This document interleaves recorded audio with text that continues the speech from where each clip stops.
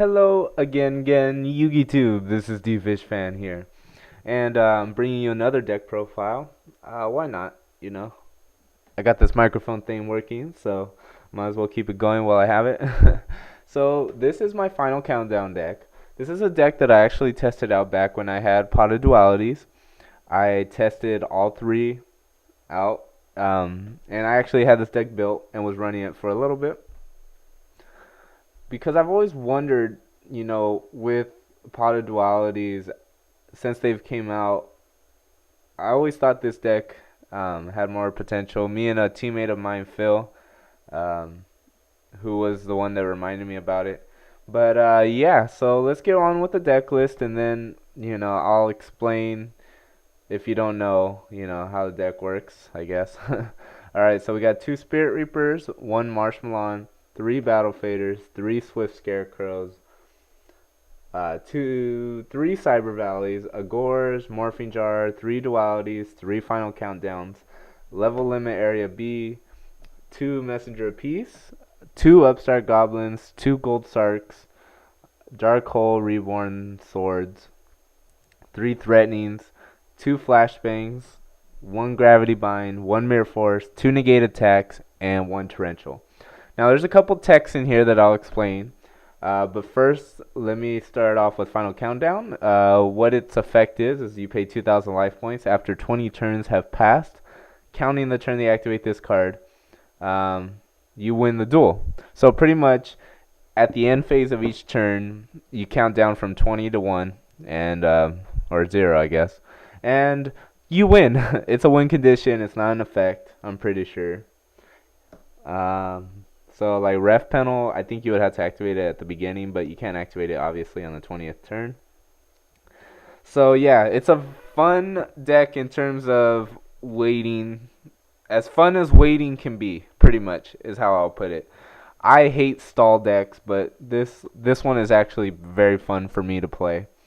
Not only do people not expect it, but it actually works very well in terms of what it does.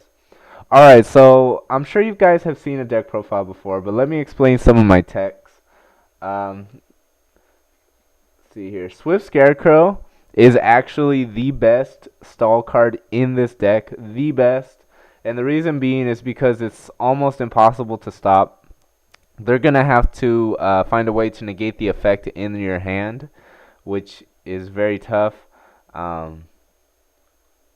But like Fader, they can Oppression and Solemn Warning and stuff. But you just ditch Swift Scarecrow to the graveyard. Does it say graveyard? No, it just says discard. So even Defissure and stuff like that is not going to work.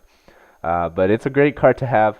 Usually what you try doing is you activate Final Countdown, and you activate your stall cards, Messenger apiece, Level Limit Area A, Swords of Revealing Light, stuff like that. Now, once they get past the... Okay, I'll say there's like three parts.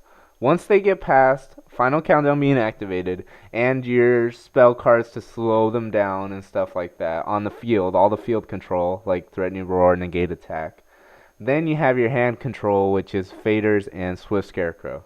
So that is why...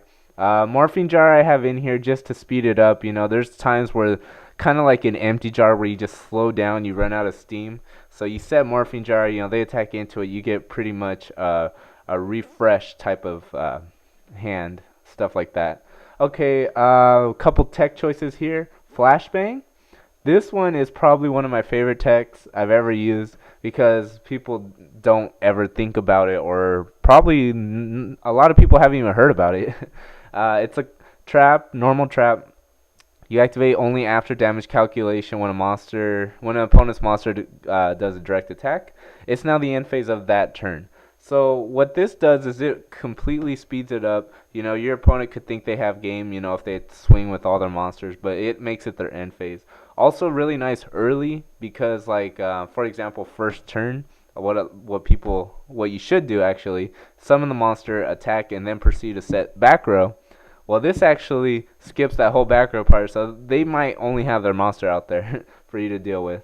Not that you're going to run over it, but nonetheless, it kind of slows down your opponent in a way and catches them off guard.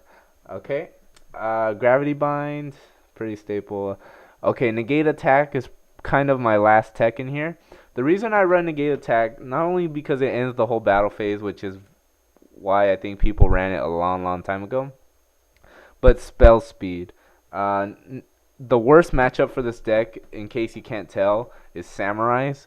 Sheehan is just not only a dick towards other decks, but really against this deck, he is so annoying to get over. So counter our negate attack is a counter spell, a counter trap. Sorry, I'm kind of tired. uh, Counter trap, so he can't negate it. It's too fast for him, so it's the end of the battle phase. So that's strictly for the spell speed. That's why it's in here. But nonetheless, I hope you guys enjoy this deck. Final countdown. This is one of my favorites to use on Dueling Network, just to piss people off, you know. And it actually isn't that bad. So thanks for watching, you guys. Remember to rate, comment, favorite, and subscribe.